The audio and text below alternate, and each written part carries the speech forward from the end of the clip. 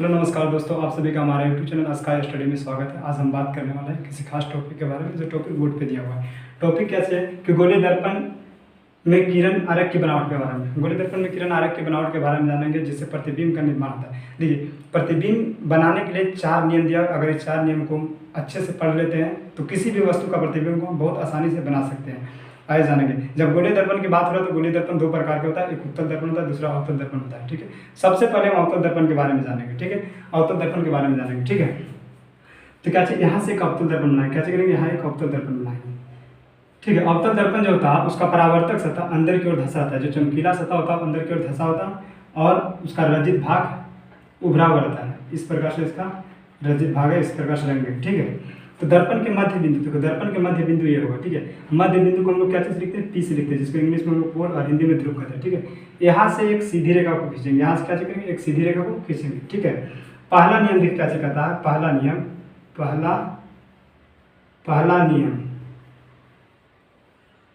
क्या रहेगा। ठीक है, यहाँ पे एफ होगा, यहाँ पे सी होगा। ठीक है, पहला नियम क्या कहता है कि अगर मुख्य अक्ष के समांतर, अगर इस रेखा के समांतर कोई प्रकाश की किरण जाएगी, यानी मुख्य अक्ष के समांतर कोई अगर प्रकाश की किरण जाएगी। ठीक है, मुख्य अक्ष के समांतर अगर कोई प्रकाश की किरण जाएगी तो दर्पण से टकराने के बाद जब किरण लौटेगी, दर्पण से टकराने के बाद जब किरण वापस लौटेगी, वो कहाँ से लौटेगी, तो फोकस होकर लौटेगी। कहाँ से लौटेगी, फोकस होकर जाएगी। यानी इस प्रकार से गया, इस प्रकार से लौट गया। ठीक है, यानी जितना भी किरण मुख्य अक्ष के समांतर जाएगा सब फोकस होकर लौटेगा। ये एक प्रकाश की किरण और लेंगे। ठीक है, इस प्रकार से मुख्य अक्ष के समांतर जा रहे हैं तो दर्पण से जब टकरा गया तो ये भी कहाँ से होकर जाएगी, फोकस होकर जाएगी। कहाँ से होकर जाएगी, फोकस होकर जाएगी, इस प्रकार से। ठीक है, इस प्रकार से फोकस होकर चला जाएगी। एक प्रकाश की किरण और लेते हैं। देखिए, मुख्य अक्ष के समांतर जा रहा है प्रकाश की किरण, दर्पण से टकराएगी, दर्पण से टकराने के बाद जब लौटेगी तो कहाँ से, फोकस होकर लौटेगी, यानी इस प्रकार से लौटेगी। ठीक है, ये ऊपर से नहीं नीचे से भी। ठीक है, देखिए मुख्य अक्ष के समांतर प्रकाश की किरण इस प्रकार से जा रहा है। ठीक है, तो दर्पण से टकराने के बाद किधर से जाएगी, फोकस होकर जाएगी,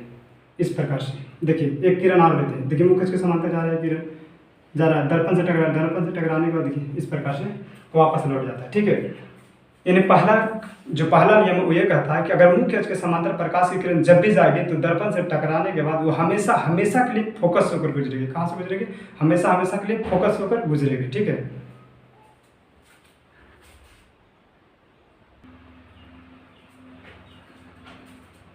देखिए दूसरा नियम क्या कहता है। दूसरा नियम क्या कहता है, अगर कोई प्रकाश की किरण फोकस होकर जाती है, देखिए ये प्रकाश की किरण फोकस होकर जाएगी। ठीक है, फोकस होकर जाती है। ठीक है, फोकस होकर जाने के बाद अगर प्रकाश की किरण फोकस से होकर जाती है, प्रकाश की किरण इस प्रकार से फोकस होकर जा रही है। ठीक है, तो दर्पण से जब टकराएगी तो किधर लौटेगी थी, अगर कोई प्रकाश की किरण फोकस होकर जाएगी तो दर्पण से टकराने के बाद हमेशा के लिए मुख्य अक्ष के समांतर लौटेगी। यानी मुख्य अक्ष इस प्रकार से इसी प्रकार से लौटेगी। ठीक है, इस प्रकार से लौटेगी। ठीक है, देखिए एक प्रकाश की किरण और ले रहे हैं जो फोकस होकर जा रही है। ठीक है, फोकस होकर जा रही है, इस प्रकार से जा रही है, दर्पण से टकराने के बाद हमेशा के मुख्य अक्ष के समांतर जाएगी, हमेशा मुख्य अक्ष के समांतर जाएगी, नीचे से ले रहे हैं। ठीक है, देखिए यहाँ से प्रकाश की किरण जो है फोकस होकर जा रही है, फोकस से होकर जा रही है, जिस प्रकार से गई दर्पण से टकराने के बाद मुख्य अक्ष के समांतर लौट जाएगी।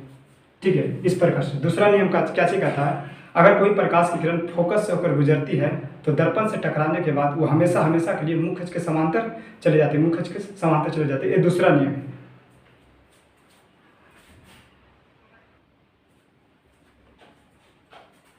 देखिए तीसरा नियम क्या कहता है, अगर कोई प्रकाश की किरण डायरेक्ट ध्रुव पे पड़ता है, यहाँ से कोई प्रकाश की किरण जा रहा है डायरेक्ट ध्रुव पे पड़ रहा है, कहाँ पर, डायरेक्ट ध्रुव पे पड़ रहा है, इस प्रकार से प्रकाश किरण डायरेक्ट ध्रुव पे पड़ रहा है, तो ध्रुव से पड़ने के बाद दर्पण से टकराने के बाद वो किधर लौटेगा। ठीक है, तो जितना डिग्री के साथ ये प्रकाश किरण मुख्य अक्ष के साथ कोण बना रहा है। ठीक है, यानी ये प्रकाश की जो किरण है मुख्य अक्ष के साथ जितना डिग्री का कोण बना रहा है, दर्पण से टकराने के बाद यही प्रकाश की किरण मुख्य अक्ष के साथ उतना ही डिग्री का कोण बनाते हुए वापस लौट जाएगा।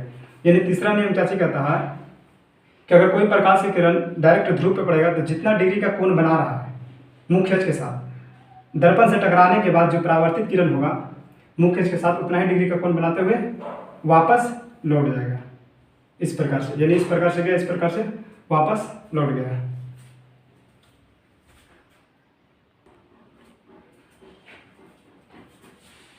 चौथा नियम क्या कहता है, अगर कोई प्रकाश की किरण, चौथा नियम कहता है अगर कोई प्रकाश की किरण इसका वक्रता केंद्र से होकर जाए, इसका वक्रता केंद्र से होकर इस प्रकार से, ठीक है। अगर कोई प्रकाश की किरण अगर उसका वक्रता केंद्र से होकर जाए यानी इस प्रकार से जाए तो दर्पण से टकराने के बाद, ठीक है, इस सीध में गया तो इसी सीध में वापस लौट जाएगा, इसी सीध में क्या होगा, वापस लौट जाएगा, ठीक है।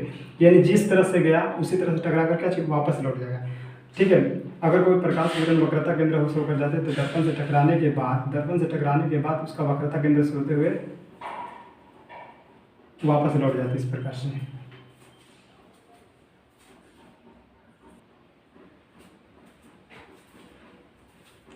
अगर ये वीडियो आपको अच्छा लगे तो वीडियो को लाइक करें, चैनल को सब्सक्राइब करें, साथ ही साथ बेल आइकन को दबाएं।